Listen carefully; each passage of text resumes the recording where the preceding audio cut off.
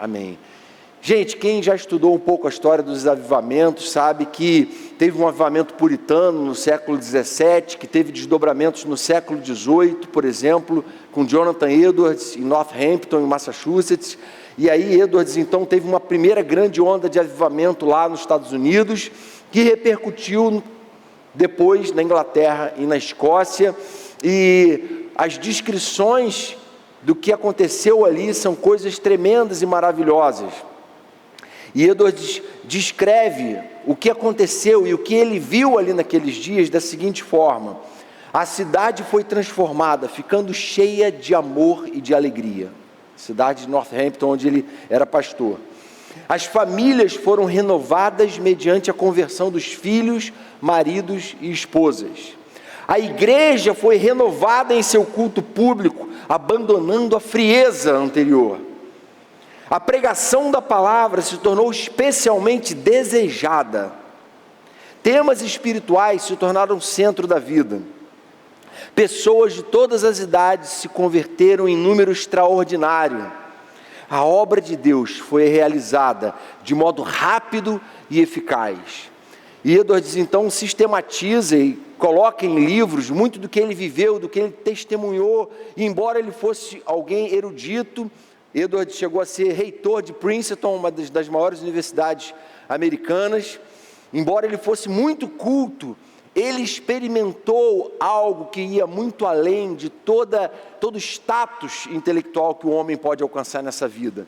Ele testemunhou o mover do Espírito Santo e o que o Espírito Santo fez naqueles dias.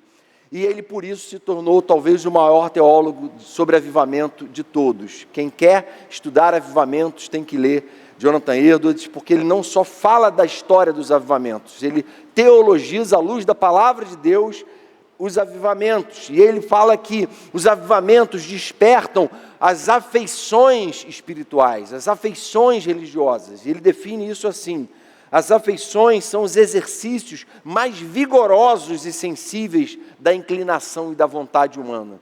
Então o que ele diz é que quando o Espírito Santo vem, mente, coração, afetos são tomados, a fé se aguça. Sabe aquilo que a palavra diz lá na lei, em Deuteronômio 6, não é? Ame ao Senhor de todo o teu coração, com todas as tuas forças, com todo o seu entendimento.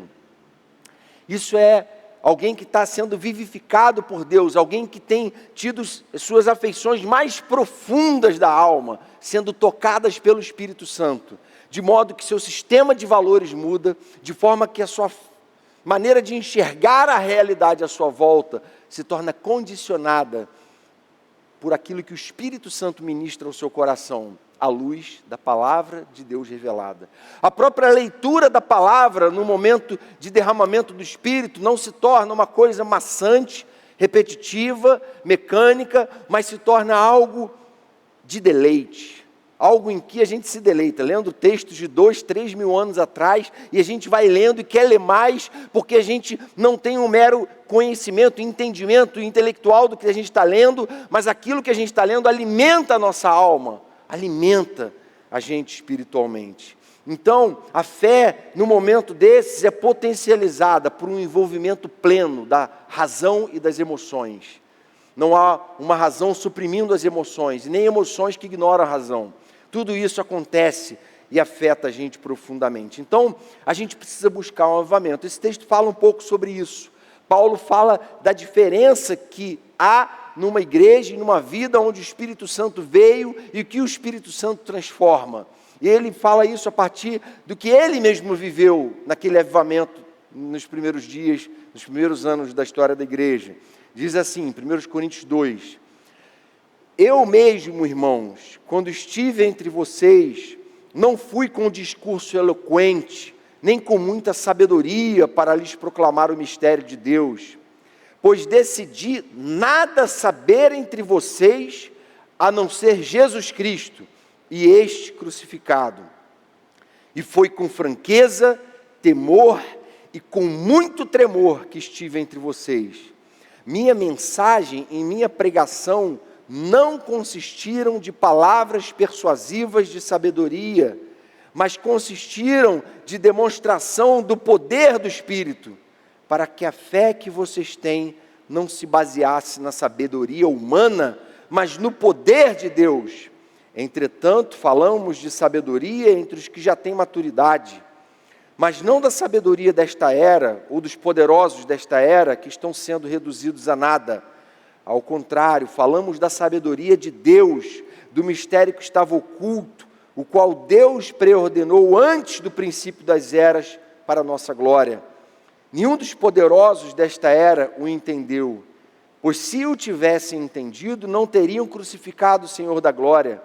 Todavia, como está escrito, olho nenhum viu, ouvido nenhum ouviu, mente nenhuma imaginou o que Deus preparou para aqueles que o amam.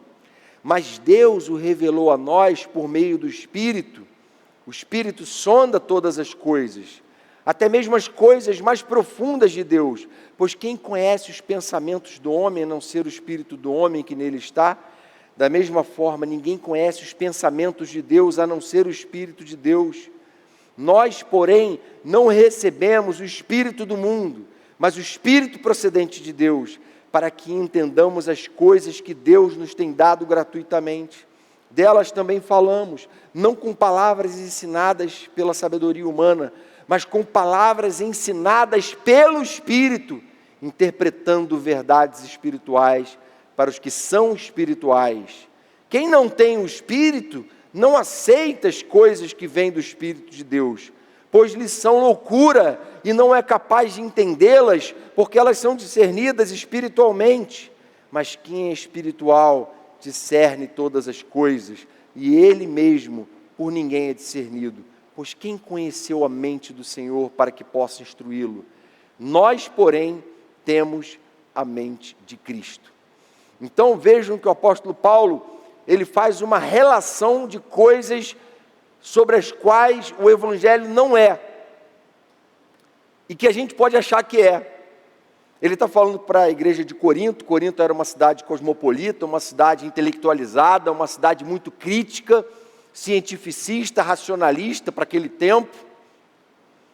E ele está falando assim, olha, vocês se envaidecem com conhecimento, mas vocês não sabem que o que eu estou trazendo de revelação da parte de Deus é muito mais sublime, é muito mais maravilhoso do que tudo o que os sábios do tempo de vocês podem trazer. E aí ele faz uma relação de coisas que o poder transformador de Deus não é. Ele fala assim, ó, meu discurso não é eloquente, eu decidi nada saber, minha mensagem e pregação não consistiram de linguagem persuasiva, não se baseou em sabedoria humana, não recebemos o espírito do mundo, não com palavras de sabedoria humana, e ele vai repetindo e fundamentando a convicção de que o que ele estava pregando não tinha a ver com a erudição dele. Paulo era erudito, poliglota, não é? O PhD no seu tempo, né? Fariseu de fariseus, mestre entre muitos, reconhecido, elogiado. E aí ele positivamente diz o seguinte, o que eu decidi saber é Cristo e esse crucificado. O que tomou no meu coração, nas minhas afeições, um lugar central, foi o próprio Jesus, o exemplo dele, o caráter dele, a vida dele. Foi com fraqueza, temor e com muito tremor que eu estive entre vocês. Minhas mensagens consistiram em demonstração do Espírito. Esse mesmo Jesus que veio e enviou depois dele o Espírito Santo.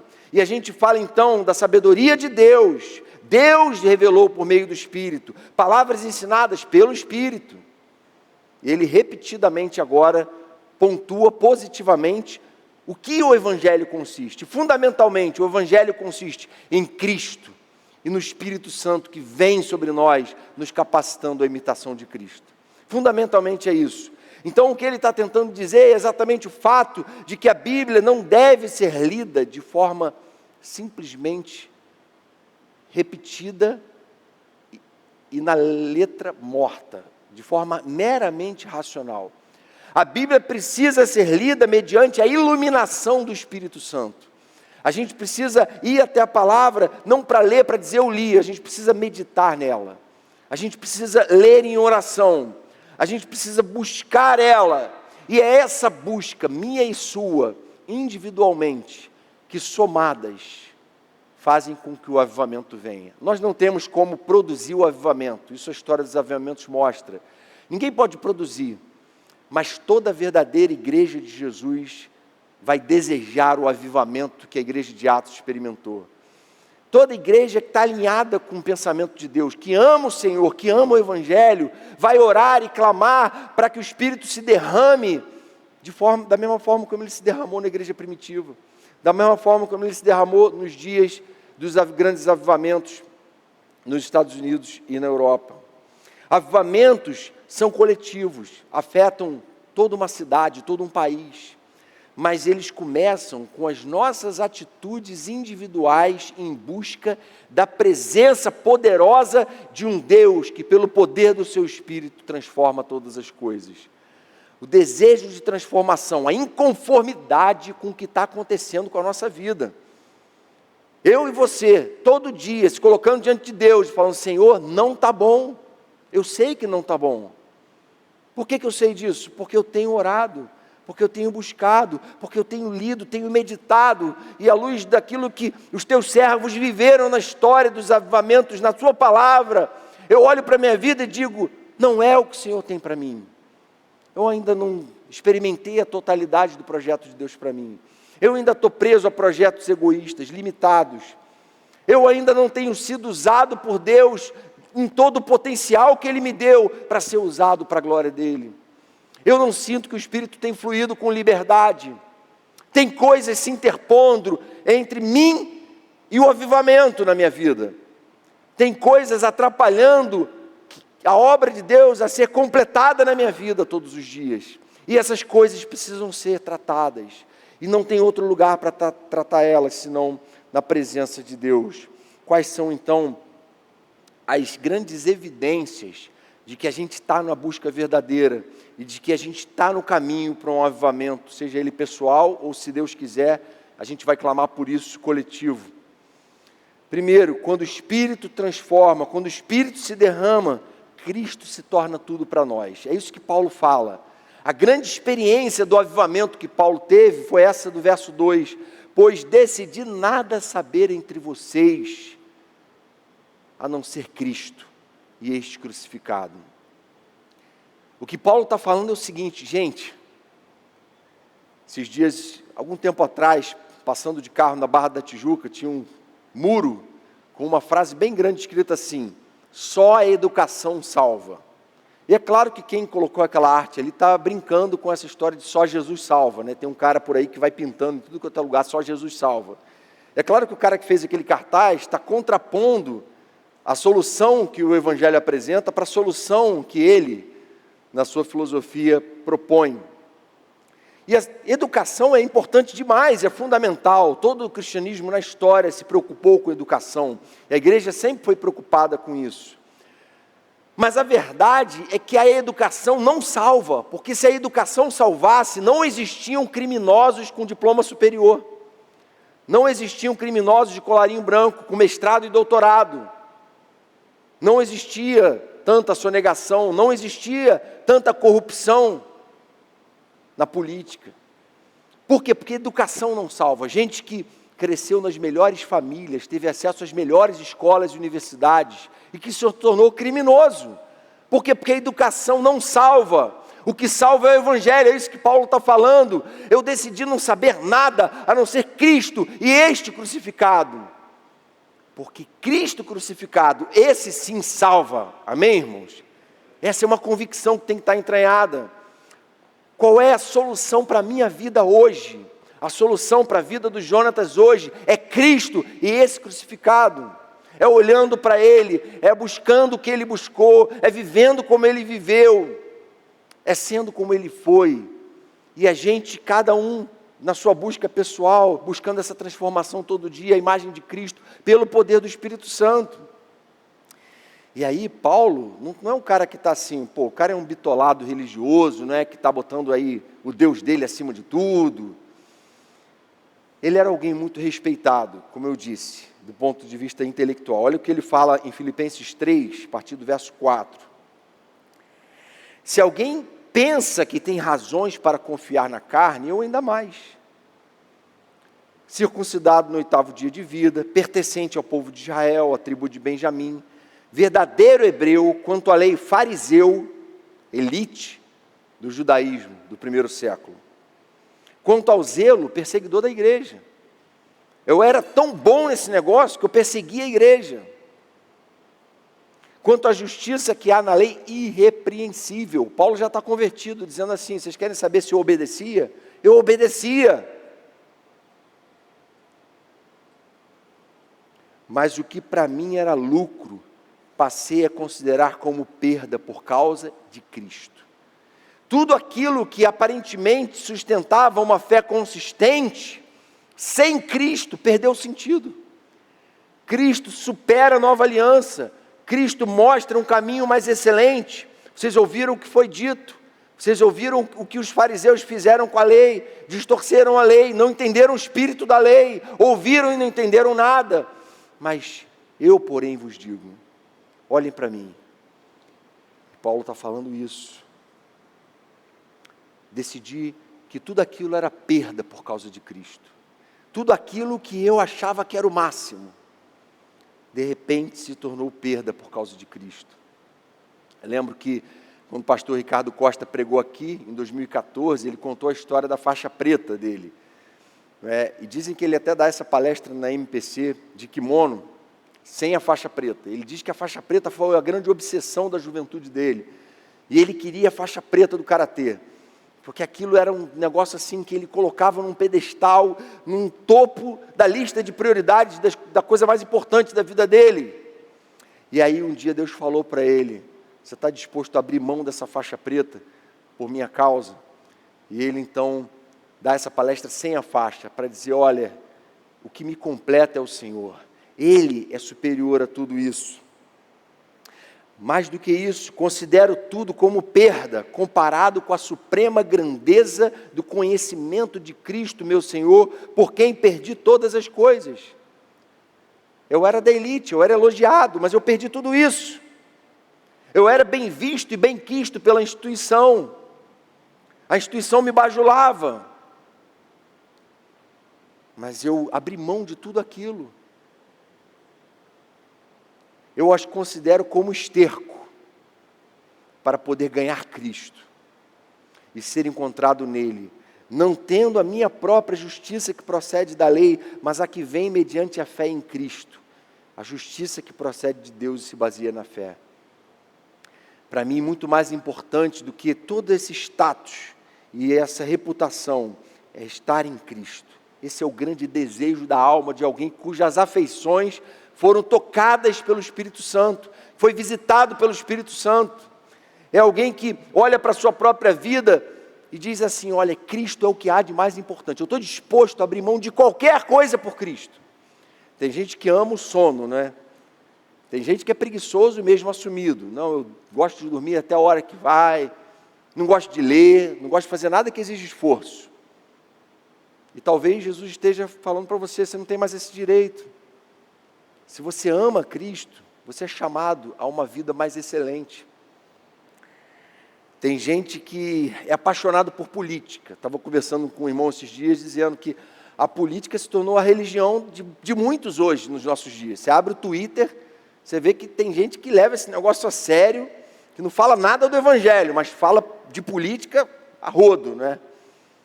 Gosta desse negócio, lê tudo sobre política. Mas sobre Cristo fala muito pouco ou nada. E a gente precisa parar e pensar, será que Deus quer que a gente valorize o que mais na nossa vida? Será que a gente está propondo que soluções, que evangelho? Tem gente que ama tantos prazeres do mundo, por exemplo, às vezes coisas lícitas, festas, coisas legais, diversão, faz parte da vida isso. Não são necessariamente pecaminosas, mas tem gente que ama tanto isso, que só quer viver investindo em coisas que trazem prazer, lazer. Só investem nisso. não estão investindo na sua relação com Deus, não estão investindo em pessoas, não estão amando pessoas, servindo pessoas, não estão preocupadas com o seu papel no reino, não estão preocupadas com evangelização, não querem assumir responsabilidade, só querem curtir a vida de forma leve, livre, leve e solto. É só isso que eu quero.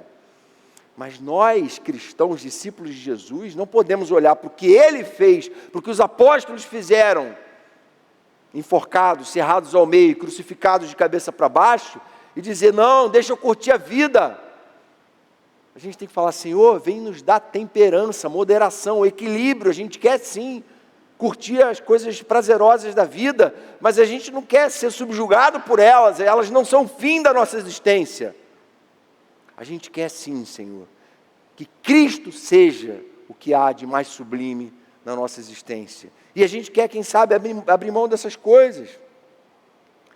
Abrir mão de ser cobiçados nas redes sociais. Tem gente que ama esse negócio, que quer like, que quer curtida, que quer fama, que quer, enfim, bajulação. Chega de idolatrar os prazeres transitórios do pecado. Deseje Cristo acima de tudo, e tudo mais assumirá o seu lugar. Essa é uma grande verdade. Às vezes você percebe que sua vida está meio desorganizada, não estou conseguindo dar conta, porque Cristo não está em primeiro lugar. Quando Cristo está em primeiro lugar, as outras coisas vão se colocando no seu lugar. O namoro começa a se tornar santo. Disciplina nos estudos, motivação você começa a ter, porque agora você quer a glória de Cristo, porque você quer servir ao seu Senhor. Segundo lugar, quando o Espírito Santo se derrama e transforma, nós testemunhamos o poder de Deus. Verso 4, minha mensagem e minha pregação não consistiram de palavras persuasivas de sabedoria, mas consistiram de demonstração do poder do Espírito, para que a fé que vocês têm se baseasse na sabedoria, não na sabedoria humana, mas no poder de Deus. Avivamentos não são operados pelo nosso querer. Avivamentos são operados por Deus. Mas é fato que quando o povo de Deus se volta para Ele, busca a presença dEle, busca a palavra dEle, e busca uma vida de relacionamento intenso, Ele se derrama. E quando isso acontece, a gente experimenta sim o poder de Deus. O que Jesus diz em Atos 1:8? Quando, antes de Ele ascender aos céus, Ele falou assim, eu vou, mas eu vou enviar o outro Consolador, que Ele guiará vocês a toda a verdade. E agora em Atos capítulo 1, Ele diz assim, vocês receberão poder, ao descer sobre vocês o Espírito Santo, e vocês serão minhas testemunhas, tanto em Jerusalém, como em Samaria, como em toda a Judéia, e até os confins da terra. E essa palavra testemunha é martíria. Vocês vão ser capazes de viver de tal forma a testemunhar da verdade que essa fé representa, a consistência dessa fé, e vocês podem sim ser expostos até ao martírio, testemunhas vivas de que o Evangelho é real. Por quê? Porque o poder do Espírito Santo vai operar tamanha transformação em vocês, que o mundo não vai entender. Há uma transformação poderosa que o Espírito opera, e a gente tem falado isso. Sabe qual é a transformação que o mundo precisa? É a transformação que o Espírito Santo opera. O cara que está na favela envolvido com tráfico, se o Espírito Santo se derramar sobre ele, não tem mais como ele continuar envolvido com tráfico. Agora ele quer servir a Deus, ele quer evangelizar, ele quer pregar. E ele pode ser que ele seja martirizado por isso.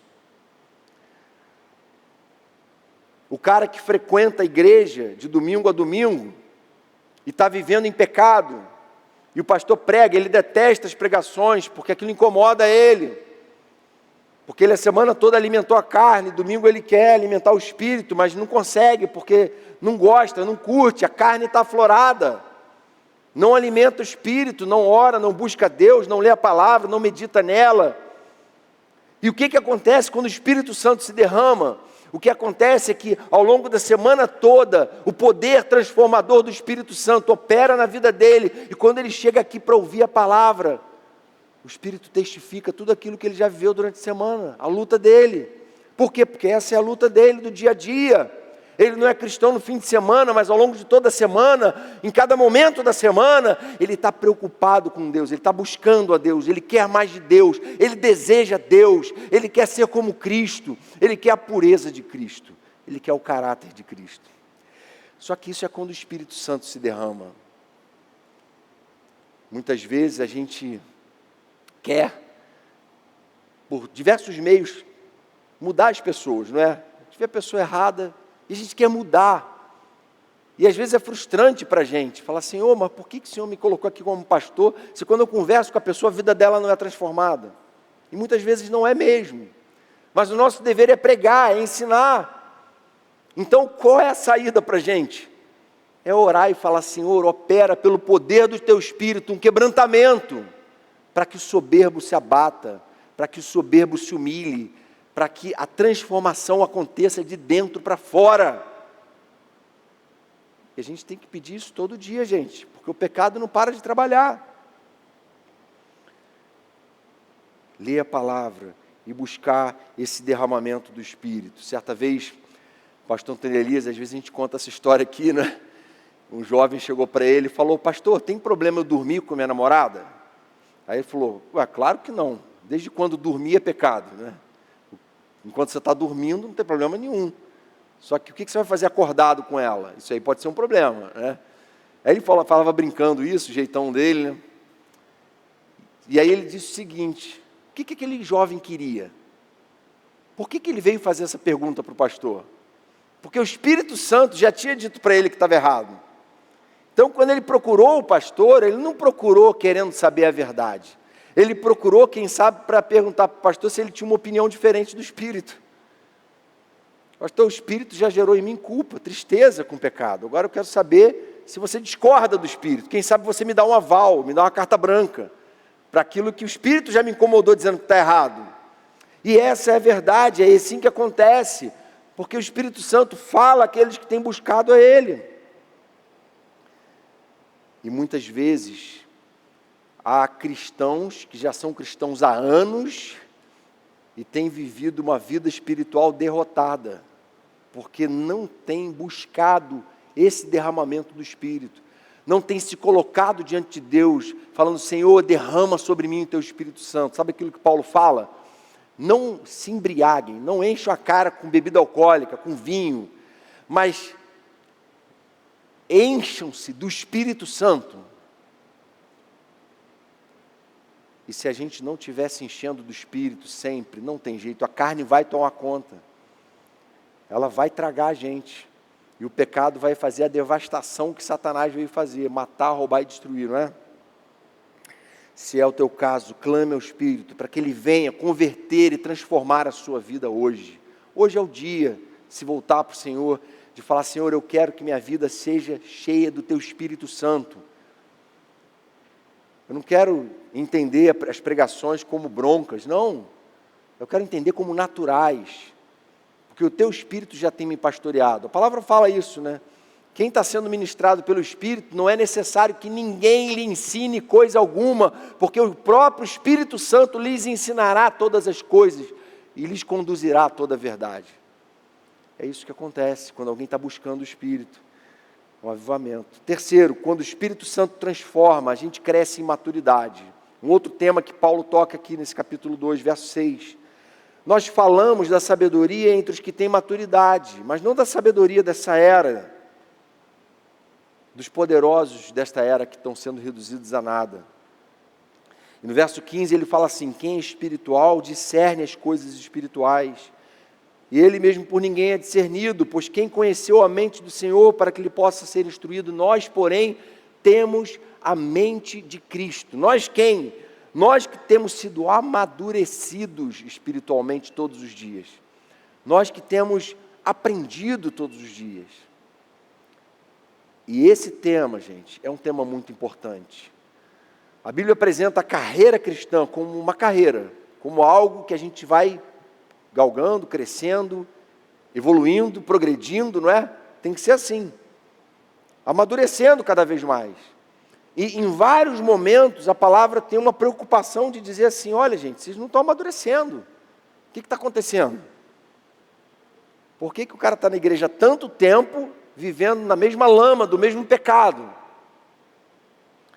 E essa é uma crise, porque a palavra exorta a gente de forma muito incisiva contra isso. Hebreus diz assim: embora a essa altura vocês devessem ser mestres, considerando o tempo decorrido, vocês têm necessidade de alguém vir ensinar de novo o óbvio, o básico da fé.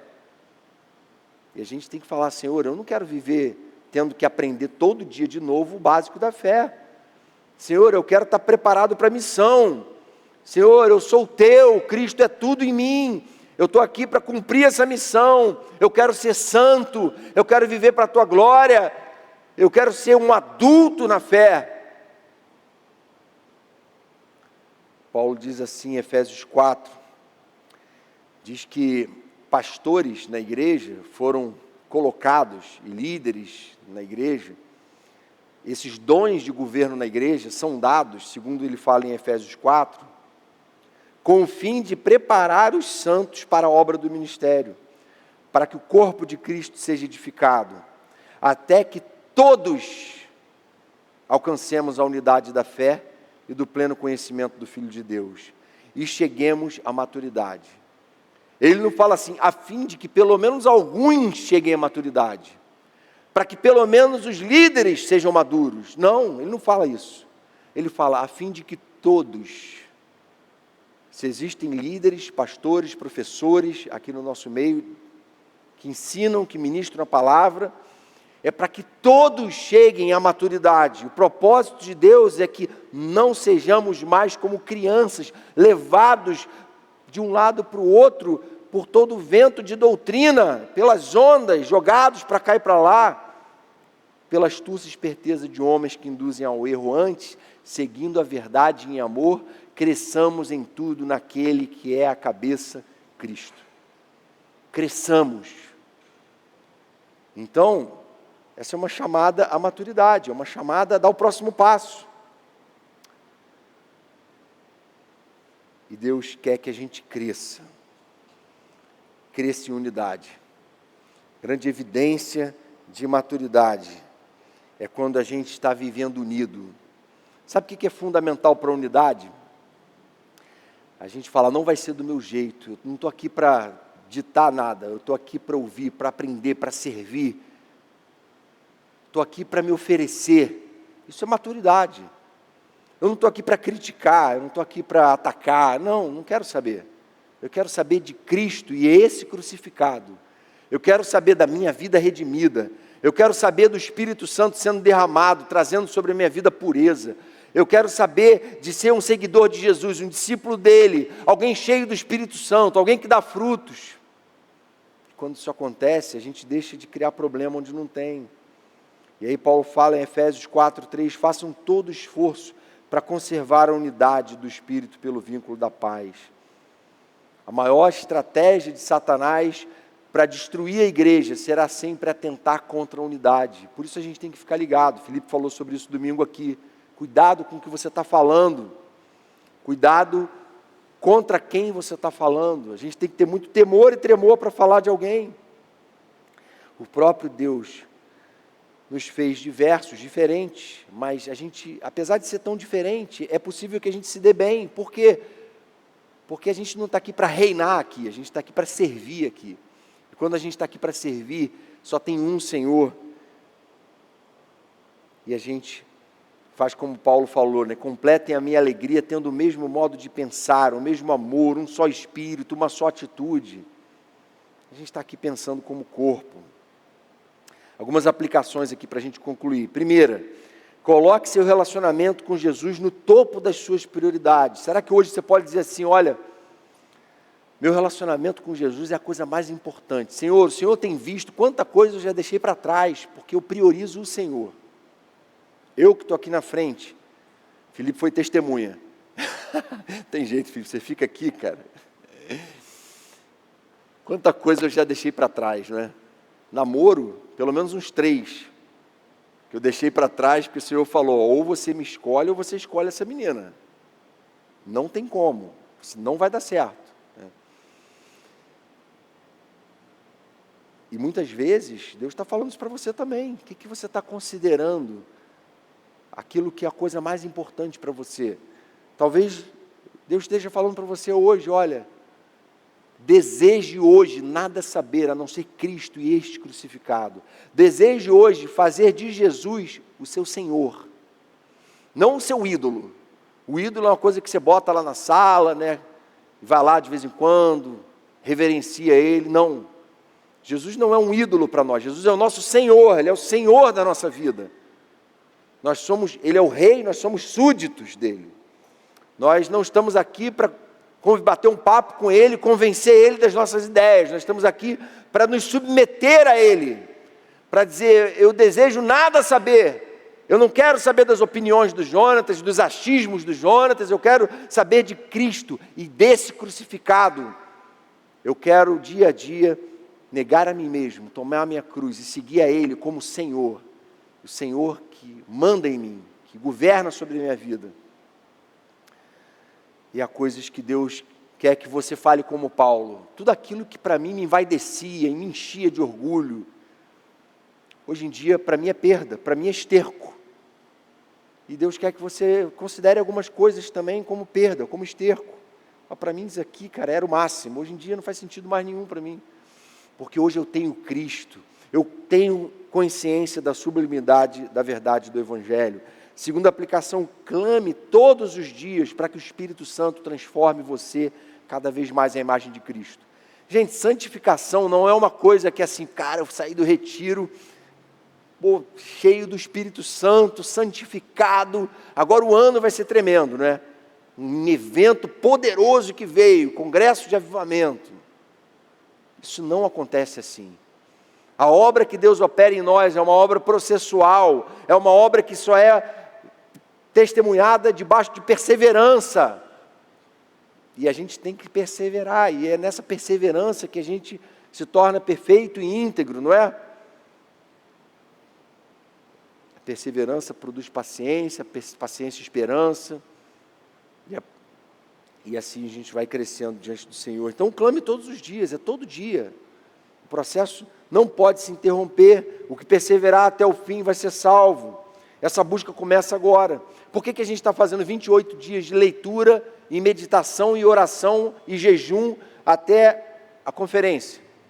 Porque a gente sabe que não vai ser na conferência que as coisas vão se resolver. Se o nosso coração não estiver se preparando, se aquecendo, a gente vai chegar lá e vai ouvir.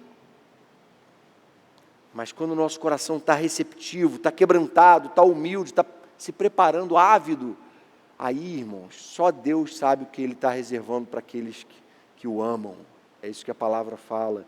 Olho nenhum viu, ouvido nenhum ouviu, mente nenhuma imaginou o que Deus preparou para aqueles que o amam. E a gente crê que a gente tem vivido dias em que Deus tem chamado a gente a se preparar para o mais que Ele tem para nós. Sabe por quê, gente? Tem muita gente perdida, desesperada, precisando do Evangelho. E sabe onde que eles vão ver Jesus? Na sua vida, na minha vida, aqui na igreja. Eles vão falar, cheguei aqui, nada disso aqui me impressionou, mas uma coisa me impressionou, a presença de Deus nesse lugar. Eu vejo pessoas que amam Jesus, que adoram Jesus, que servem Jesus, que acolhem como Jesus, que não têm preconceitos como Jesus não tinha, que abraçam como Jesus. Claro que a gente não está podendo abraçar fisicamente, mas as pessoas percebem esse calor. Terceira e última aplicação, estabeleça a maturidade espiritual como meta. Essa tem que ser a sua meta. Não se conformar com uma vida infrutífera, com uma vida improdutiva, com uma vida que não está preparada para servir, não está preparada para mais. A gente precisa buscar isso todos os dias, conservar a unidade do corpo, a unidade da igreja, apoiar a liderança, orar pelos pastores e líderes da igreja.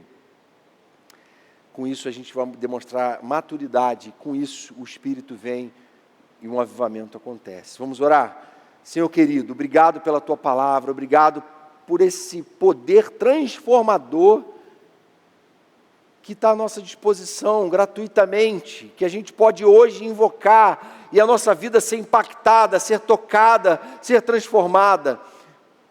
quero te pedir, Senhor, o Senhor que sonda cada coração aqui, que sabe o que se passa em cada alma, Senhor querido, vem trazer cura, libertação, tratamento, vem trazer novidade de vida sobre cada um, vem trazer, Senhor, uma atitude de retidão, uma atitude de sincera busca da Tua presença, uma sede verdadeira e profunda na alma de cada um, por uma relação íntima contigo, Senhor.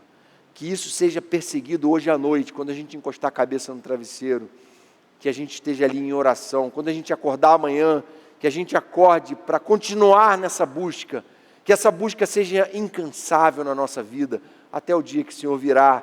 Senhor, a gente não quer ser vencido pelo pecado, a gente não está aqui para viver de forma derrotada espiritualmente, a gente está aqui para reinar sobre todo o principado e potestade, com Cristo em glória. Que o Senhor, Pai, continue nos conduzindo e nos convertendo cada vez mais a Ti, e preparando o nosso coração para as coisas grandes e maiores que o Senhor quer operar em nosso meio, para a Tua honra, louvor e glória que te pedimos, Jesus. Amém, Pai.